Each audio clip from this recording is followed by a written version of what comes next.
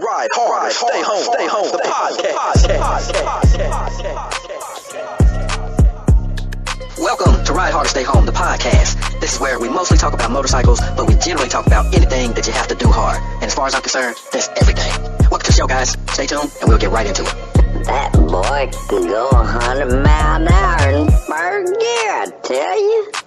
Welcome everyone to Ride Hard or Stay Home, the podcast. I am your host, Mr. Roush, Mr. Ride Hard or Stay Home. And once again, I want to welcome everyone back for another episode of the podcast. Ladies and gentlemen, we are in season 2. This is episode 3, and I am so happy to have all of you with me.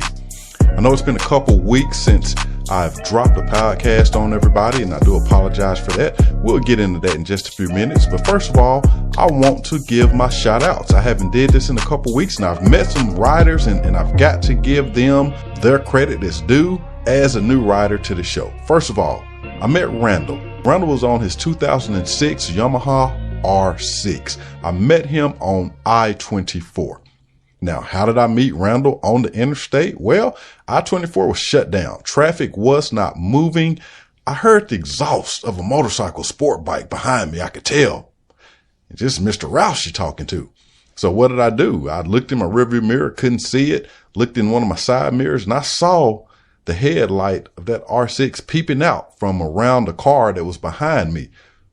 Hopped out of the car and went back there to talk to Randall. We didn't have anywhere to go, because like I said, the interstate was at a dead stop. So I went back there to talk to Randall, introduced myself, let him know about the podcast, gave him one of my awesome decals. Randall said, "Hey man, you got another one? My wife rides too." What? Of course I have another one for you, Randall. So I gave Randall another decal. He in turn showed me a picture of his family, beautiful family, Randall. His wife rides a Kawasaki Ninja 500. That's her starter bike. I told him my wife also started out on the 500 Ninja.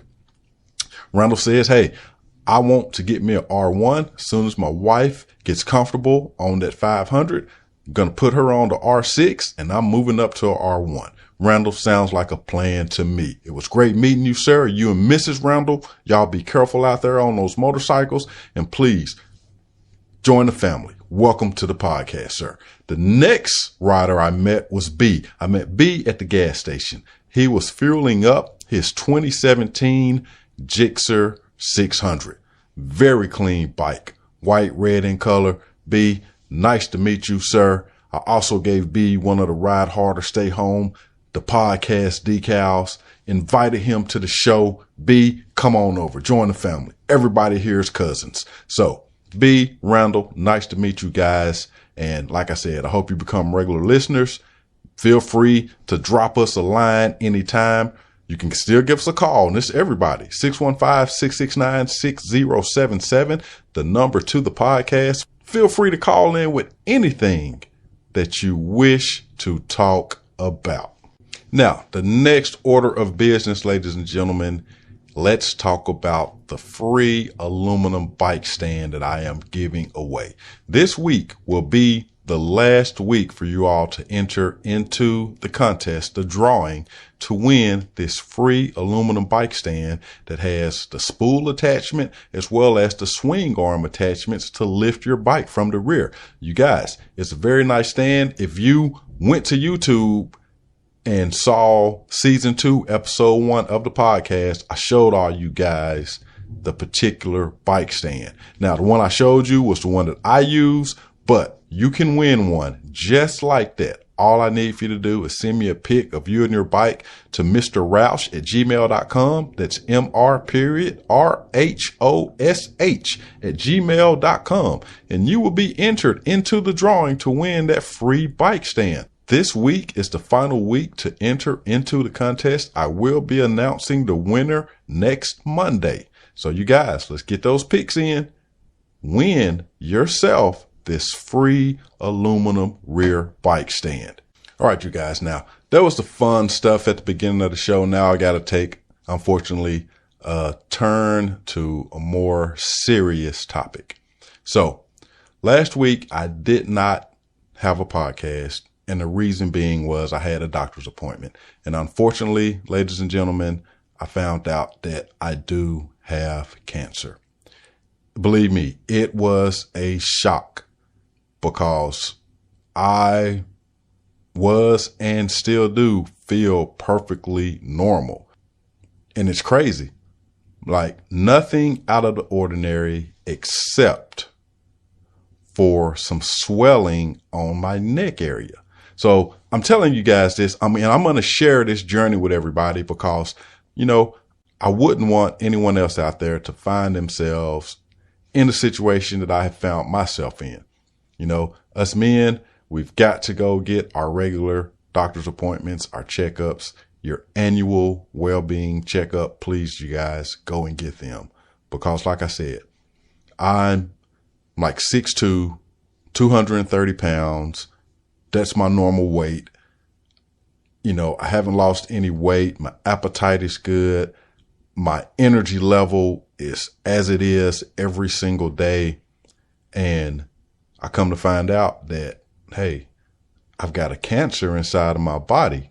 And the process has been moving so quickly, you guys. The original treatment plan was antibiotics because they thought it could be an infection. That did not work. So then we went to an ultrasound, which didn't give them the clarity, the image definition that they needed. From that point, it went to a CT. And from that point, it went to a biopsy. And last Monday is when I got the results of my biopsy. So we're moving on ahead, rather aggressive approach and trying to get this out of me and, so I can continue my life. And like I said, I'm going to share my journey with everybody. Who knows? The information I may give you guys may end up saving somebody's life. It may be the difference between catching something early or catching something late, or maybe it just may be the treatment options that work for me. I don't know. But regardless, I'm going to share it with you guys and, feel free to spread it along because as I've come to find out, a support system is essential in order for a person to beat this terrible disease called cancer, this killer. And there's no way that I'm going to succumb to this, but it's great to have a support team and it's great to have just positive vibes thrown out there in the universe, which is why I'm putting this out there. You can never have too much positivity, and it doesn't have to be directly to you from someone. It can be some random positivity that someone somewhere has said, hey, everything's going to be all right for this guy.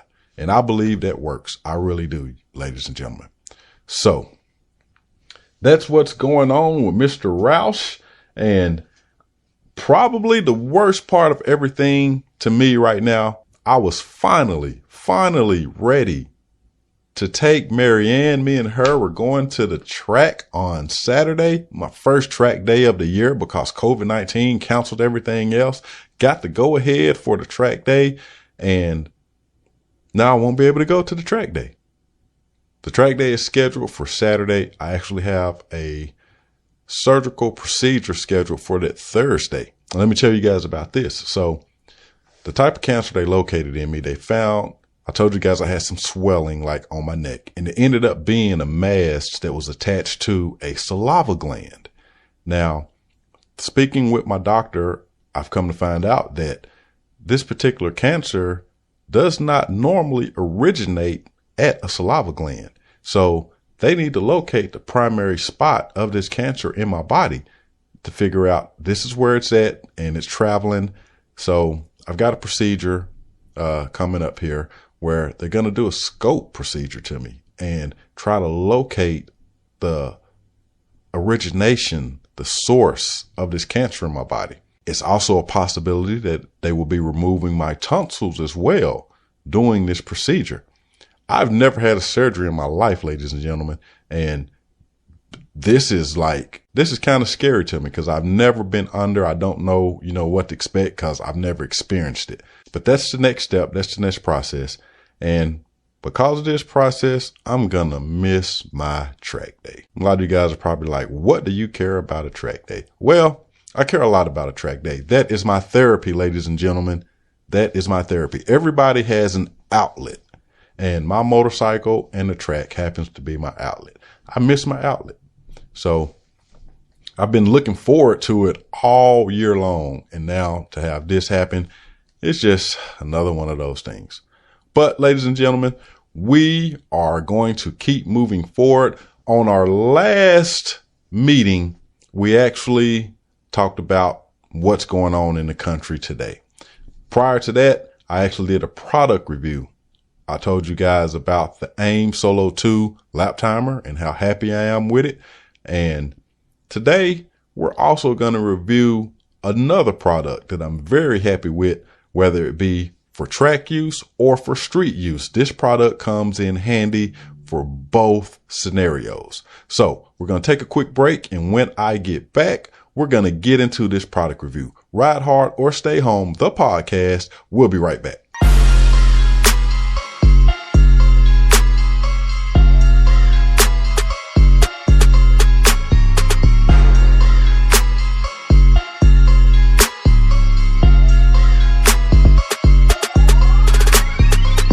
All right, ladies and gentlemen, we are back. And the first product that I want to review for today's show is going to be the RAM mount fork stem mounting system.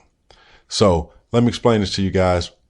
A few years back, I was looking for a way to mount my cell phone where it could be visible and accessible while riding my motorcycle. As many of you motorcycle riders know, hey, access to your phone is great because you can use it for GPS, you can use it for music, and you use it as a telephone. So access to it is awesome if you can do it. While I was researching different options by going to different forums, I ran across an idea as a cheap alternative to buying the RAM mount fork stem system. Now, I saw the RAM mount fork stem system. I thought it was a little expensive. I didn't want to pay that much for that system. So I actually end up following this little hack by using a automobile GPS windshield suction mounting system. So it's one of those little devices. You've got a spring-loaded system that holds your telephone or your small GPS device. There's a flexible tube, and at the end of that tube is a suction cup that connects to your windshield. Well, this little hack, you actually cut off the suction cup part and you stuff that tube, that flexible tube, down your fork stem, clamp your phone into the little clasping system, and there you go. So that little system, it was cheap. And it was effective. It worked for a little while. This is where the quality control comes in. Well, I won't say quality control. I will say a specific design for a specific purpose, because that little flexible tube was not designed to kind of take rougher usage it would get from being stuffed down the fork stem of a motorcycle versus just being inside of a car. Little did I know the little tube had been cracking on me. One day I'm riding down the interstate and my buddy behind me, we're connected with the Cena units. He said, "Hey man, something just flew off your bike." I'm like, "Huh?" Look down, my telephone's gone. Soon thereafterwards, I went ahead and pulled the trigger and purchased the RAM mount fork stem ball system, which was designed to be installed inside of the fork stem. So the RAM mount is a quality product. And with that ball on the end of that mount, you have so many different options. I actually purchased what they call the X clamp system that's used to hold my cell phone in place. The system also comes with this flexible rubber type of a mesh net design deal that acts as a secondary source of security for your telephone. It's a very nice, secure, strong, tough system. It does what it's designed to do. Now, with that ball mount, it gave me the ability to also mount my action camera and also mount my AIM Solo GPS lap timer. So with that ball mount that I originally purchased just to hold my telephone, I was able to purchase accessories, which also enabled me to connect, like I said, my lap timer and my action camera, all from that one single ball mount coming from my fork stem. Because you can buy accessories which would allow you to add additional mounts so you can connect additional components to that one singular, that main base coming from the fork stem. It is an awesome system, you guys. It works well. It has not failed. It will not fail. It's doing the job it was designed to do. If you're looking at this on YouTube, I have got some pictures in the midst of the video here where you can see my setup with my AIM Solo GPS lap timer and the actual case to my action camera, which where it's mounted right there on the fork stem, I'm able to get footage not only of the track in front of me or whatever's in front of me, but I also get footage of my dashboard showing my speed, my tachometer, my gear indicator, all the information that I need when I am going back and reviewing footage. So if you are looking for, number one, a system to mount your cell phone where it can be viewable and accessible while you're riding, the RAM mount fork stem ball system is the way to go. If you're looking for a system to mount lap timers or GPS systems or action cameras, pretty much whatever you want to mount, the RAM mount fork stem ball mount system is the way to go. There are enough accessories available where you can double, triple balls. It's amazing what you can do with that system. You guys, I've been very pleased with it, and I highly, highly recommend it if you're trying to find a solution for what we just mentioned. And I know I already told everybody out there just how much I like this system, how secure your devices are when they're installed in the system. But I just want to go over this point one more time. When I say your devices are secure, I actually went down at the track in a turn, one track day, and my lap timer nor my camera came off of that mount. My bike actually slid, went down, came back up, and the footage from my camera was still rolling. I've got all of the footage there. When the track support and the safety team came and picked my bike up, because, you know, once you go down, you have to hop in the ambulance and they make sure you're okay, and then somebody else gets your bike. But it was steady recording. I heard the conversation between the safety crew where they were lifting my bike up. My main reason for telling you guys this is just to let you know how secure this RAM mount system will hold whatever you have connected to it. Great system. Well, ladies and gentlemen, you all hear the music, so you know what time it is. Our time for today's show is officially over. I hate to see everybody go. I hate to leave, but I have no choice. Time is up. I want to thank everybody for coming back and listening to another episode of the podcast. My new riders who I met, Randall and B, thank you guys so much for taking the time to speak with me. I hope you guys are enjoying the podcast. I also want to let you guys know that Ride Hard or Stay Home, the podcast, is now in 13 different countries. 108 different cities are listening to the show. Thank you guys so much.